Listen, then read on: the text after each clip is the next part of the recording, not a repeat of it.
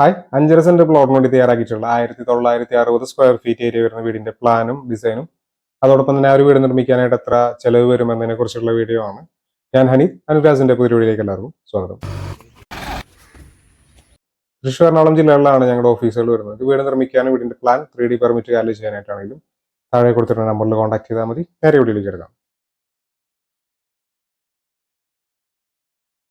ആദ്യമായിട്ട് ഈ ഒരു വീടിന്റെ ഫൗണ്ടേഷന്റെ കോസ്റ്റ് ആണ് പറയുന്നത്.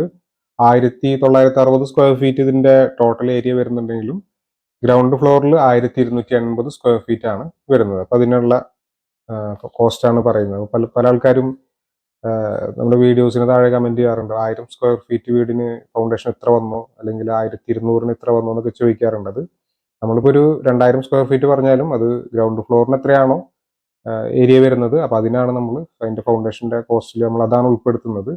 അത് ഏരിയ മാത്രമല്ല, ഞാൻ പല വീഡിയോസിലും പറയാറുണ്ട്, നമ്മൾ ഏരിയ ജസ്റ്റ് ഇപ്പോൾ ഒരു 1000 സ്ക്വയർ ഫീറ്റ് ആണ്, അതുകൊണ്ട് ഫൗണ്ടേഷൻ എത്ര ലക്ഷം രൂപയാവും, അങ്ങനെയൊന്നുമല്ല. നമ്മളതിന്റെ ഭിത്തിയുടെ നീളം, നമ്മളിപ്പോൾ ഓരോ ഭിത്തിയുടെ താഴെയാണല്ലോ ഫൗണ്ടേഷൻ വരുന്നത്. അപ്പോൾ ഓരോ ഭിത്തിയുടെ നീളത്തിനനുസരിച്ചിട്ട് നമ്മൾ കരിങ്കല്ലുണ്ടാണെങ്കിൽ അങ്ങനെ, അല്ലെങ്കിൽ പ്രിന്ത് കോളം ഫൂട്ടിംഗ് ആണെങ്കിൽ അങ്ങനെ, അതിനനുസരിച്ച് നമ്മൾ കൊടുക്കേണ്ടി വരും. അതുപോലെ തന്നെ അതിന് മുകളിൽ ബെൽറ്റ്, കരിങ്കല്ലുകൊണ്ട് ചെയ്ത് കഴിഞ്ഞാൽ അതിന് മുകളിൽ ബെൽറ്റ് കൊടുക്കേണ്ടി വരും. അപ്പൊ ഭിത്തി എന്തോരം വരുന്നുണ്ടോ അതിനനുസരിച്ച് നമ്മൾ ബെൽറ്റും കൊടുക്കേണ്ടി വരും. അതുകൊണ്ട് ഏരിയ എത്രയുണ്ട് എന്നുള്ളത് കൊണ്ട് നമുക്ക് ഫൗണ്ടേഷൻ എന്നല്ല, വീടിന്റെ ഒരു കാര്യത്തിലും നമുക്ക് ഇത്ര ഏരിയ ആണ് അതുകൊണ്ട് ഇത്ര രൂപയ്ക്ക് ചെയ്യാം എന്നൊന്നും നമുക്ക് പറയാനായിട്ട് പറ്റില്ല.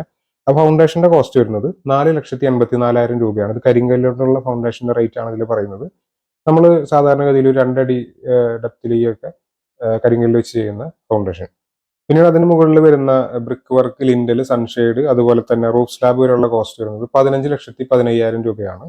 ഇത് ടോട്ടൽ എന്താണ് 2 നിലകളിലുമായിട്ട് ചെയ്യുന്ന ഒരു റേറ്റ് ആണ് പറയുന്നത്. അതായത് 1963 സ്ക്വയർ ഫീറ്റിന് ഉള്ള ബ്രിക്ക് വർക്ക്, അതുപോലെ ലിൻഡൽ, സൺഷെയ്ഡ്, റൂഫ് സ്ലാബ് 2 നിലകളിലൊക്കെ ആയിട്ട് ചെയ്യുന്നതിന്റെ ടോട്ടൽ കോസ്റ്റ് ആണ് പറയുന്നത് 15,15,000 രൂപ വരുന്നുണ്ട്.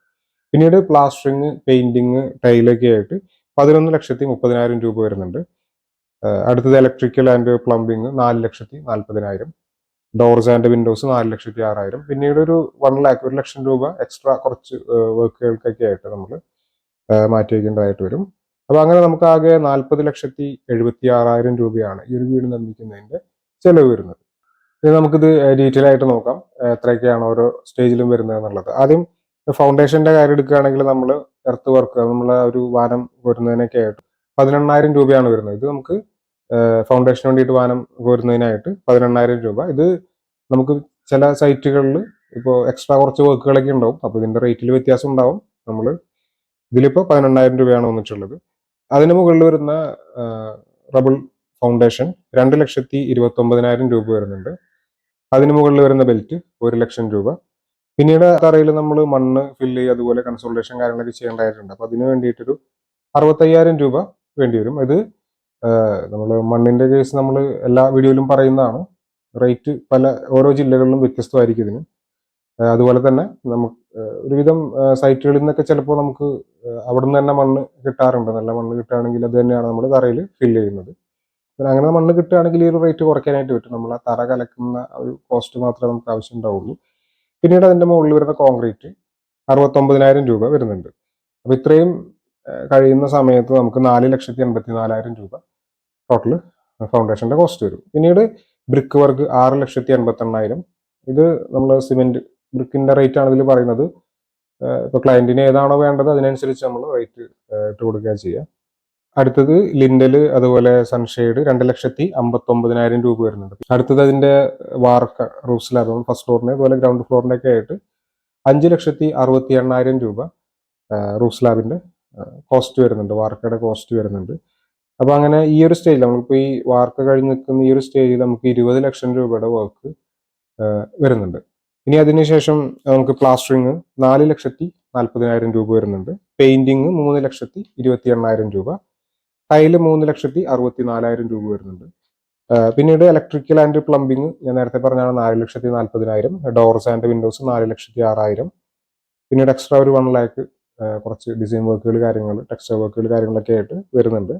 അപ്പൊ അങ്ങനെ നമുക്ക് ആകെ 40,76,000 രൂപ ഈ ഒരു വീട് നിർമ്മിക്കുന്നതിന്റെ കോസ്റ്റ് വരുന്നുണ്ട്. ഇതിനെ നമുക്ക് ഏരിയ കൊണ്ട് ഡിവൈഡ് ചെയ്ത് കഴിഞ്ഞാൽ സ്ക്വയർ ഫീറ്റ് റേറ്റ് കിട്ടും.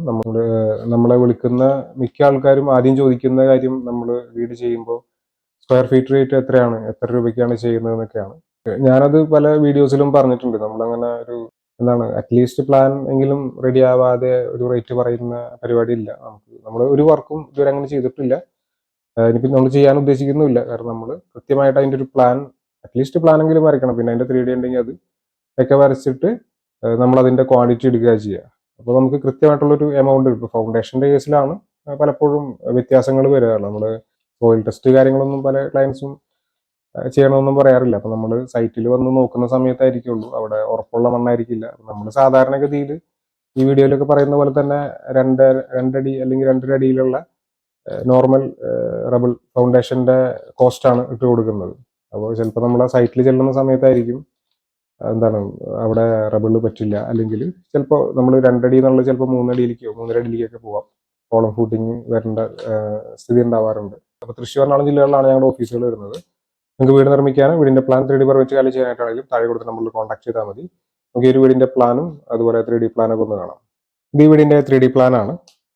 ഈ ഭാഗത്തായിട്ട് പോർച്ച് വരുന്നുണ്ട്. ഇവിടെ ആയിട്ട് ചെറിയൊരു സിറ്റ് ഔട്ട് കാണാവുന്നതാണ്. സിറ്റ് ഔട്ടിൽ നിന്ന് ഈ ഒരു ലിവിംഗ് ഹാളിലേക്കാണ് കിടക്കുന്നത്. ഇവിടെ ആയിട്ട് ഡൈനിങ് ഏരിയ വരുന്നുണ്ട്. ഡൈനിങ്ങിൽ തന്നെ ഫസ്റ്റ് ഫ്ലോറിലേക്കുള്ള സ്റ്റെയർ റൂം വരുന്നുണ്ട്. ഇവിടെ കിച്ചൺ അതുപോലെ വർക്ക് ഏരിയ കാണാവുന്നതാണ്. 2 ബെഡ്റൂമുകൾ ഗ്രൗണ്ട് ഫ്ലോറിൽ വരുന്നുണ്ട്. ഇത് ആദ്യത്തെ ബെഡ്റൂമാണ്. അറ്റാച്ച്ഡ് ബാത്റൂമാണ് കൊടുത്തിട്ടുള്ളത്. ഇത് രണ്ടാമത്തെ ബെഡ്റൂമാണ്. ഈ ഭാഗത്തായിട്ട് ഒരു കോമൺ ബാത്റൂം വരുന്നുണ്ട്. നമുക്ക് വേണമെങ്കിൽ അറ്റാച്ച്ഡ് ആയിട്ട് മാറ്റി ഉപയോഗിക്കാവുന്നതൊക്കെയാണ്. ഇത് വീടിന്റെ 2D പ്ലാൻ ആണ്. Ground floor area 1283 square feet ആണ്. ഈ ഭാഗത്തായിട്ട് പോർച്ച് വരുന്നുണ്ട്. 300-420 സെന്റിമീറ്റർ എന്നാണ് പോർച്ചിന്റെ അളവ്. ഇവിടെ ആയിട്ട് സിറ്റ് ഔട്ട് 150-200 സെന്റിമീറ്റർ എന്നാണ് സിറ്റ് ഔട്ടിന്റെ സൈസ്. അടുത്ത ലിവിംഗ് ഏരിയ ആണ്. 300-310 സെന്റിമീറ്റർ എന്നാണ് ലിവിംഗ് ഏരിയയുടെ സൈസ് വരുന്നത്. അടുത്തത് ഡൈനിങ് 600-330 സെന്റിമീറ്റർ എന്നാണ് ഡൈനിങ് ഏരിയ. ഇവിടെ ആയിട്ട് കിച്ചൺ അതുപോലെ വർക്ക് ഏരിയ വരുന്നുണ്ട്. ആദ്യത്തെ ബെഡ്റൂമാണ്. 360-410 സെന്റിമീറ്റർ എന്നാണ്. അറ്റാച്ച്ഡ് ബാത്റൂം വരുന്നുണ്ട്. രണ്ടാമത്തെ ബെഡ്റൂമാണ്. 360-310 സെന്റിമീറ്റർ എന്നാണ് ഈ ബെഡ്റൂമിന്റെ സൈസ്. ഇവിടെ ഒരു ബാത്റൂം കാണാവുന്നതാണ്. ഇത് ഫസ്റ്റ് ഫ്ലോറിന്റെ പ്ലാൻ ആണ്. 680 സ്ക്വയർ ഫീറ്റ് ആണ് ഫസ്റ്റ് ഫ്ലോറിന്റെ ഏരിയ വരുന്നത്. ഒരു ബെഡ്റൂം ഫസ്റ്റ് ഫ്ലോറിൽ കൊടുത്തിട്ടുണ്ട്. 360-410 സെന്റിമീറ്റർ എന്നാണ് ഈ ബെഡ്റൂമിന്റെ സൈസ് വരുന്നത്. അറ്റാച്ച്ഡ് ബാത്റൂം കൊടുത്തിട്ടുണ്ട്. ഇവിടെ ആയിട്ടൊരു അപ്പർ ലിവിംഗ് ഏരിയയും കാണാവുന്നതാണ്.